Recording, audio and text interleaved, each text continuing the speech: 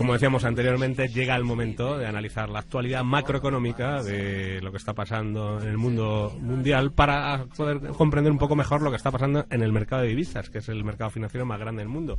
Y si no me equivoco, ya tenemos al otro lado del teléfono a Gonzalo Cañete de Soto, de Brújula de Mercado. Gonzalo, buenas tardes. Pues queríamos empezar hablando de un tema que afecta a la economía mundial muy importante, pero que muchas veces pasa de soslayo.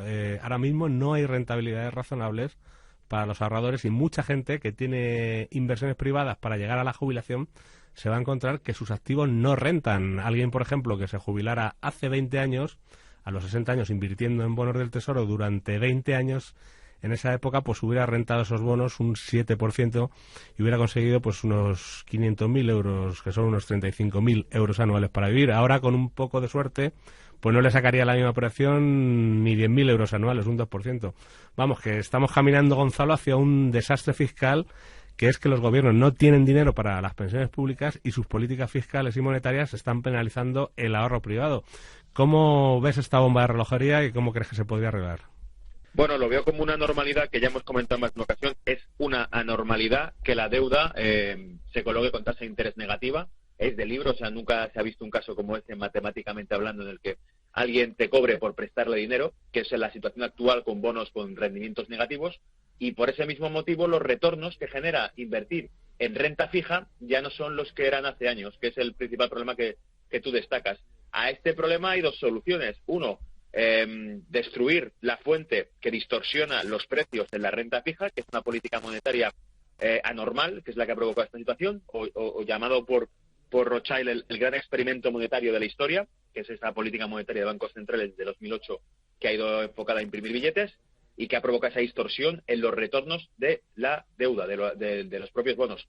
Eso sería lo lógico, eliminar esa distorsión y restablecer el mercado. Pero como vivimos en un escenario en el que el principal miedo que existe hoy en día es eliminar la política monetaria, porque sería eliminar el estímulo que ha mantenido inflados ese tipo de activos, podríamos volver a ver a primas de riesgo dispararse en los estados como Italia o como España si se quitase ese soporte de compras constantes de los bancos centrales. Ahora bien, la otra opción es más bien la que están eligiendo, ¿no?, las autoridades dentro de Europa, por ejemplo, que es, bueno, ya que nos hemos metido en este problema, pues sigamos excavando en el agujero, ¿no? Que es al fin y al cabo los anuncios que parece que a los que nos conducen, que es esos nuevos estímulos fiscales que irán enfocados a aumentar el gasto público y que ya Francia anunció, aconsejando a Alemania que siguiese sus pasos.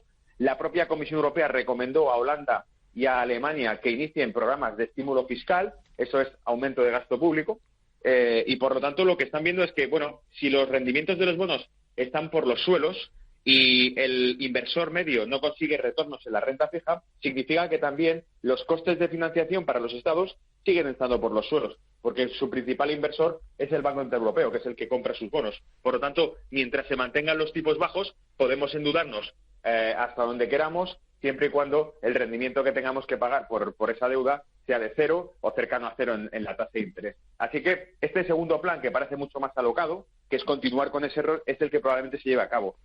Continuar con una especie de pacto entre instituciones monetarias y fiscales que diga, bueno, pues ahora los bancos centrales se ocuparán de financiar eternamente la deuda que incrementen los estados a través de un plan de aumento del estímulo fiscal. Bueno, es sorprendente, ¿no?, que los gobiernos estén tan preocupados, por ejemplo, por el calentamiento global y no estén preocupados por todo esto. ¿De qué van a vivir sus ciudadanos dentro de unos años? Porque ni van a tener pensiones ni van a tener ahorro privado. O sea, claro, hay dos cosas incluso que comentar ahí, porque estaría, primero, el hecho de que digan, bueno, no les preocupa la situación de aumento de deuda o de gasto público que se pueda realizar, porque ya lo dijeron, he citado a varios cargos, instituciones que han dicho lo mismo siempre, empezando por Alan Greenspan, que dijo, si no tuviésemos dinero para hacer frente a las deudas de los bonos del Tesoro, siempre podemos imprimir más billetes. Y luego, el segundo punto es un concepto que introdujo Keynes, que era lo que llamó cebar la bomba. Aumento el gasto público para movilizar recursos en paro, nunca mejor dicho, el propio paro. Lo que consigo es reactivar la actividad económica en el sector privado, si es que se consigue a través de subvenciones, a través de crédito, reactivar la actividad económica, con ello reduzco el paro, por lo tanto me ahorro subsidios de desempleo y al mismo tiempo hago que más gente esté cotizando y tributando.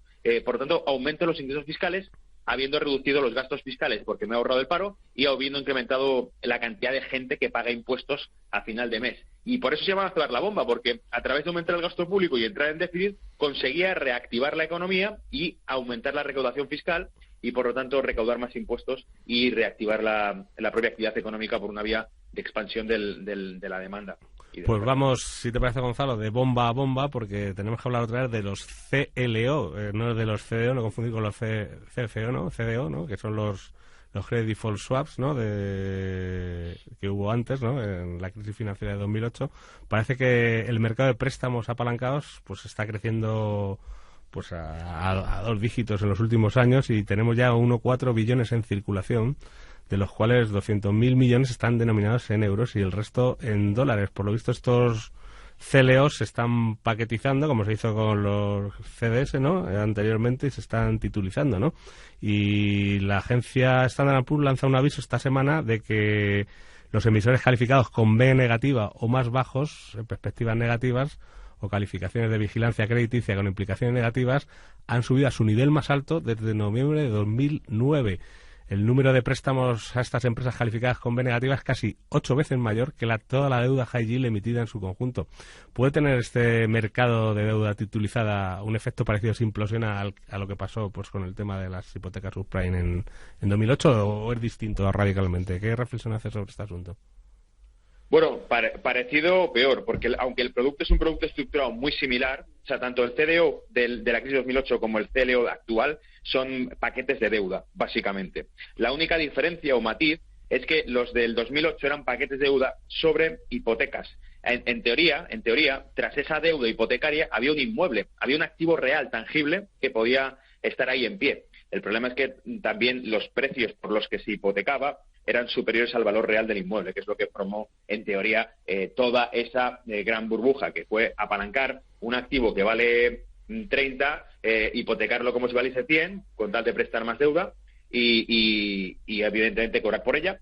Y el problema es que cuando te das cuenta que el activo que te están colocando, un banco te vende a otro banco una serie de activos o de paquetes de deuda que realmente no vale, su colateral, su bien inmueble final no vale lo que está cotizando, pues se produce el pinchazo. Pero en este caso, los CLOs no tienen como colateral o como garantía ningún inmueble que esté edificado en ningún sitio, sino que realmente son deuda corporativa de compañías con necesidades de financiación bastante elevadas. Así que si lo piensas, creo que es bastante más arriesgado incluso que la deuda se esté sosteniendo sobre los estados contables de empresas con necesidad de financiación en lugar de sobre inmuebles. Porque los inmuebles, al fin y al cabo, pueden estar sobrevalorados, como ocurrió en 2008, sí, pero siguen teniendo un valor. Son un activo, pero lo otro es humo, digamos, ¿no? Exactamente. Lo otro es imaginación contable o que le aplique los estados contables que presenten las compañías, que si generalmente sabemos que si tienen necesidades de financiación, la verdad que puede haber detrás de esas necesidades de financiación sea mucho peor que la que están poniendo en los libros. O sea que en estos casos pues da más miedo todavía. Pues veremos cómo acaba todo esto, porque nos hemos quedado sin tiempo, pero podríamos seguir hablando de cosas. Quiebras de bancos chinos, que está rescatando el Estado chino, pero veo que la cosa no tiene fin y como tenemos que dejarlo aquí, porque tenemos más cosas en el programa, pues si te parece, el próximo miércoles lo analizamos con más detenimiento. Gonzalo. Perfecto. Que muchas gracias por habernos acompañado un día más aquí en Mercado de Divisas y te esperamos el próximo miércoles. A vosotros por contar conmigo. Un abrazo. Gracias.